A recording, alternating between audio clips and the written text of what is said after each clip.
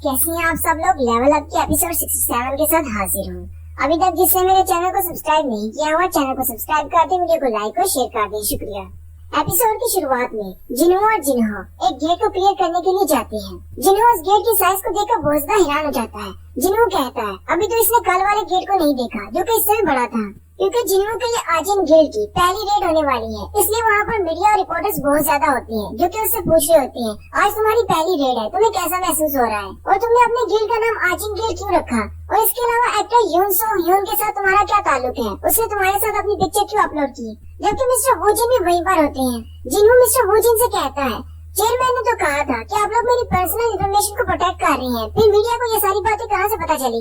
Mister Woojin उसे कहते हैं हम लोग तुम्हारी पर्सनल इन्फॉर्मेशन को प्रोटेक्ट कर रहे हैं, लेकिन एक गेट के सामने हम आवाम को आने से नहीं रोक सकते। यहाँ पर मीडिया अपनी मर्जी से आ सकता है। और दूसरी बात, अगली बार इंस्टाग्राम पर अपनी पिक्चर डालने से पहले ये सब कुछ सोच लेना। ये सुनते ही जिन्हो हंसना शुरू कर देता है।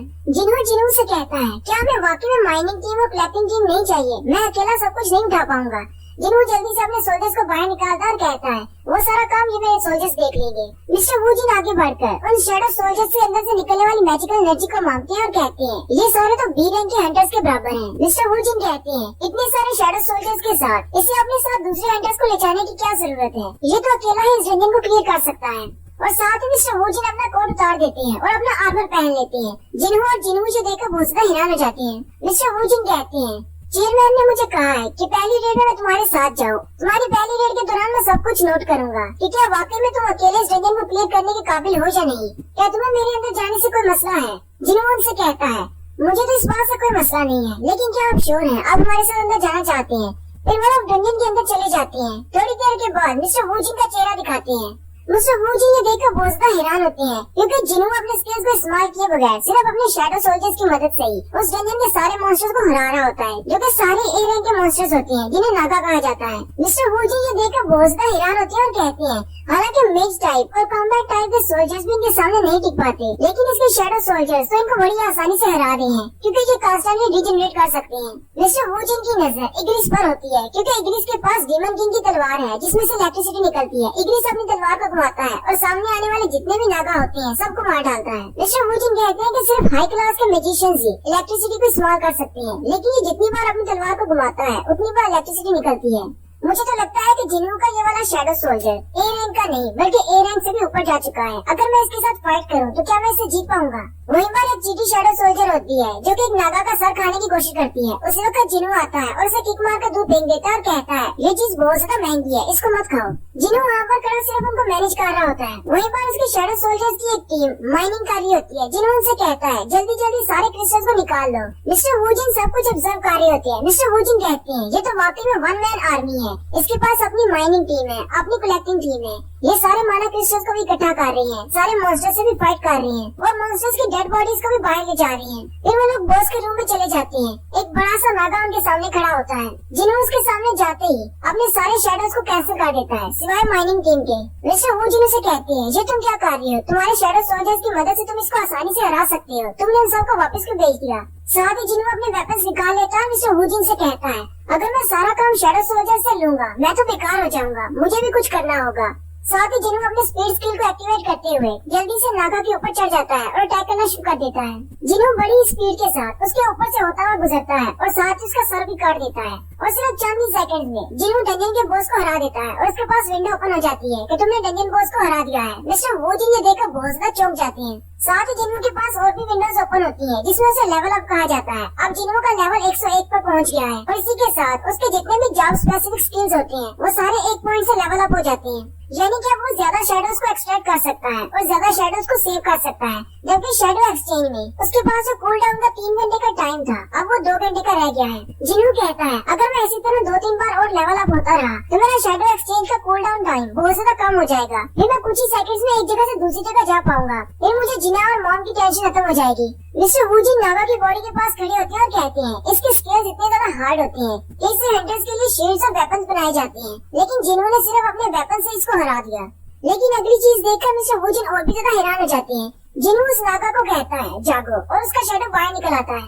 नागा का लेवल तो 13 होता है, लेकिन ओरिजिनल साइज से उसका साइज काफी ज्यादा छोटा हो जाता है। जिन्हों मुझे देखकर काफी ज्यादा हैरान हो जाता है। जिन्हों कहता है वैसे तो मेरे शैडो सोल्जर्स या तो बड़े हो जाते हैं या फिर अपने सेम साइज में रहते हैं। फिर साथ ही जिन्हों कहता है हो सकता है इस नागा का ओरिजिनल साइज इतना ही हो, इसकी स्पेशल पावर हो कि ये अपने साइज को बड़ा कर सकता है। चलो ठीक है, इसकी मैजिकल पावर तो लेवल 13 पे है। साथ ही विंडो ओपन होती है कि अपने शैडो सोल्जर्स के लिए एक नाम चूज करो। जिन्हों कहता है अब मैं इसको कौन सा नाम दूं? थोड़ी देर सोचने के बाद जिन्हों उसे जीमा का नाम देता है। जिन्हों भी ये देखकर बहुत ज्यादा खुश होता है कि हमारे पास एक शैडो सोल्जर बढ़ गया है। जिन्हों से कहता है हमें लगता है कि हमें बाहर जाना चाहिए, डंजन का गेट क्लोज होने वाला होगा। साथ ही जिन्हों नागा की डेड बॉडी की तरफ देखता है और कहता है इसका क्या करें, हम इसको यहाँ पर नहीं छोड़ सकते, हमें इसके बहुत ज्यादा पैसे मिलने वाले हैं। उसी वक्त डंजन के बाहर का सीन दिखाते हैं। सारे रिपोर्टर से देखकर बहुत ज्यादा हैरान हो जाते हैं क्योंकि टस्क अपने साइज को बड़ा कर लेता है और नागा की डेड बॉडी को खींचते हुए बाहर ले आता है। पहले तो सारे समझते हैं कि मॉन्स्टर निकल रहा है और वो डर कर भागने लगते हैं, लेकिन साथ ही में पता चलता है ये तो जिन्हों की आर्मी का हिस्सा है। फिर वो सारे टस्क की पिक्चर्स लेना शुरू कर देते हैं। टस्क भी उन्हें देखकर स्माइल देता है। जिन्हों से कहता है जरा सामने तो देखो, पहले से भी ज्यादा रिपोर्टर्स इकट्ठे हो गए हैं। लगता है रिपोर्टर्स हमारी फर्स्ट रेड को देखने के लिए आए हैं। उनको जरा हाथ हिलाकर अपना रिएक्शन देते हैं जिससे वो सारे भी खुश हो जाएंगे। जबकि मिस्टर वू जिनका चेहरा लटका होता है। फिर वो सीधे चेयरमैन गोगानी के पास जाते हैं और सारी बात बताते हैं। गोगानी वू जिन से कहते हैं तुमने बहुत सारी रेड्स को ऑब्जर्व किया है। मिस्टर वू जिन चेयरमैन से कहते हैं जो भी मैंने आज देखा वो कोई रेड नहीं थी, एक तरफा फाइट थी। उन शैडो सोल्जर्स के सामने नागा का तो कोई चांस ही नहीं था। शैडो सोल्जर्स तो उन सारे नागा को गाजर मूली की तरह काट रहे थे। चेयरमैन से कहते हैं ठीक है तुम जाकर आराम करो, तुम काफी ज्यादा थक गए होगे। मिस्टर वो जिन उठकर चले जाते हैं। जिन्होंने डंजन के बॉस को हराया, पूरी डंजन को क्लियर किया, सारी डेड बॉडीज को भी बाहर ले आया। उसको वन मैन रेड कहना गलत होगा, मुझे लगता है कि उसे वन मैन गिल्ड कहना ठीक रहेगा। साथ ही चेयरमैन थोड़ा सा मुस्कुराते हैं और कहते हैं जब मैंने उसे पहली बार देखा था मुझे उसके अंदर बहुत ज्यादा पोटेंशियल नजर आई थी। मेरी आंखों ने मुझे धोखा नहीं दिया। सिर्फ कोरिया की नहीं बल्कि पूरी दुनिया की हंटर लिस्ट में बहुत ज्यादा भूचाल आने वाला है। उसी वक्त जापान में टोक्यो का एक सीन दिखाते हैं जहाँ पर एक एस रैंक का गेट ओपन होता है। आम लोग जब गलियों में चलते हुए जा रहे होते हैं उस गेट को देखकर बहुत ज्यादा हैरान हो जाते हैं क्योंकि एक एस रैंक का गेट साइज में बहुत ज्यादा बड़ा होता है। वो सारे लोग वहीं पर रुक जाते हैं, सारी ट्रैफिक जाम हो जाती है क्योंकि उन्होंने ऐसा कुछ पहले कभी नहीं देखा होता। वो एक एस रैंक का गेट होता है जो कि साइज में बहुत ज्यादा बड़ा होता है। नेक्स्ट सीन उनके हंटर एसोसिएशन का दिखाया जाता है जहाँ पर वो बातें कर रहे होते हैं कि हमारे पास बहुत सारे हंटर्स गिल्ड हैं जिनके पास एस रैंक के हंटर्स हैं इस एस रैंक की डंजन को क्लियर करने के लिए। वहीं पर वो पीछे की तरफ देखते हैं रियोची गोटो के गिल्ड के बचे हुए एस रैंक के मेंबर्स और उनके वाइस मास्टर सुगीमोटो उनके साथ होते हैं। वो भी वहाँ पर आते हैं। वो सारे लोग बातें करना शुरू कर देते हैं और कहते हैं सुगीमोटो अब वाइस मास्टर नहीं रहा बल्कि अब ये गिल्ड मास्टर है। जेजू आइलैंड की रेड के दौरान इन्होंने अपने 7 एस रैंक के हंटर्स को खो दिया था जबकि रियोची गोटो भी वहाँ पर मारा गया।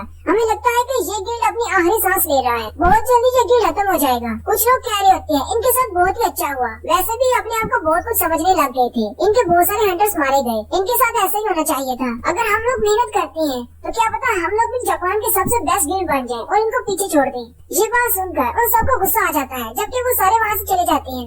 सुगीमोटो के हंटर्स उसे कहते हैं ये लोग पहले इस तरह के नहीं थे, अब इनकी हिम्मत तो देखो, हमारे मुंह पर बातें कर रहे हैं। हमने एक और अफवाह भी सुनी है, ब्लैक होल गिल्ड वाले स्नोई माउंटेन गिल्ड के साथ मर्ज करना चाहते हैं जिससे उनके पास एस रैंक के हंटर्स बढ़ जाएंगे और उनको लगता है कि दोनों गिल्ड्स को मर्ज करने से वो जापान के सबसे बेस्ट गिल्ड बन सकते हैं और हमें पीछे छोड़ सकते हैं। सुगीमोटो उनसे कहते हैं ऐसा कभी नहीं हो सकता, असल में वो लोग कमजोर हैं, हमारे रैंक के बराबर नहीं आ सकते चाहे वो किसी के साथ भी मर्ज हो जाएं। फिर वो लोग कैबिनेट हाउस के अंदर चले जाते हैं। मिनिस्टर हंटर एसोसिएशन वालों से कहते हैं एक एस रैंक का गेट ओपन हो चुका है लेकिन अभी तक तुम्हारी तरफ से कोई भी कंफर्मेशन नहीं मिली। आए तुम लोग कर क्या रहे हो? हंटर एसोसिएशन के चेयरमैन मात्सुमोटो हैं। ये वही मात्सुमोटो है जिन्होंने रियोजी को कॉल की थी और कहा था हमारा मेन मिशन तो कोरिया के एस रैंक के हंटर्स को मुकम्मल तौर पर खत्म करना है, वो पूरा हो चुका है, तुम वापस आ जाओ। मात्सुमोटो मिनिस्टर से कहते हैं हमारे पास जितने भी एस रैंक के हंटर्स हैं वो एस रैंक के गेट को क्लियर नहीं कर सकते, हमें कहीं से नेशनल रैंक के हंटर को बुलाना होगा। एक और मिनिस्टर कहते हैं ये बिल्कुल ठीक कह रहे हैं, अगर हम जेजू आइलैंड की रेड को देखें तो वहाँ पर इतने ज्यादा पावरफुल एनिमीज नहीं थे लेकिन हमारे 7 हंटर्स मारे गए जो कि एस रैंक के थे। वाकई में हमें एक नेशनल लेवल के हंटर की जरूरत है। उनमें बैठे हुए एक और मिनिस्टर कहते हैं हम लोग यहाँ पर बैठकर सिर्फ बातें कर रहे हैं लेकिन काम कोई भी नहीं कर रहा, कैसा रहेगा अगर हम थॉमस आंद्रे से हेल्प मांगे? ट्रेजरी डिपार्टमेंट के मिनिस्टर उनसे कहते हैं हमारी गवर्नमेंट के पास इतना पैसा नहीं है कि हम थॉमस आंद्रे को हायर कर सके, उसकी कॉस्ट बहुत ज्यादा है। और वैसे भी हमारे पास जो रिपोर्ट्स हैं उसके मुताबिक बहुत सारे कंट्रीज में बहुत सारी डंजन्स ओपन हो रही है, इसमें सारे दूसरे कंट्रीज से अपने लिए हंटर्स मंगवा रहे हैं। शायद ही दुनिया में कोई ऐसा हंटर होगा जो किसी एस रैंक की डंजन को क्लियर करने के लिए हमारी मदद करने को आएगा। सुकीमोटो उनसे कहते हैं मेरी नजर में एक इंसान है, एक ऐसा हंटर है जो कि पावरफुल भी है और नेशन लेवल का हंटर है। अगर हम उसको ठीक पैसा दें तो वो हमारी मदद करेगा। वो उससे पूछते हैं तुम किसकी बात कर रहे हो? सुकीमोटो उनसे कहते हैं मैं बैरियर एक्सपर्ट की बात कर रहा हूँ, यूरी ऑर्लोव, जो कि रशियन हंटर है। अगर आप लोग चाहें तो मेरे गिल्ड वाले उसके साथ जाकर निगोशिएशन कर सकते हैं। और यहीं पर हमारी एपिसोड 67 का एंड होता है। एक्सप्लेनेशन अच्छी लगी हो तो कमेंट करके जरूर बताएं। चैनल को सब्सक्राइब कर दें, वीडियो को लाइक और शेयर कर दें। शुक्रिया।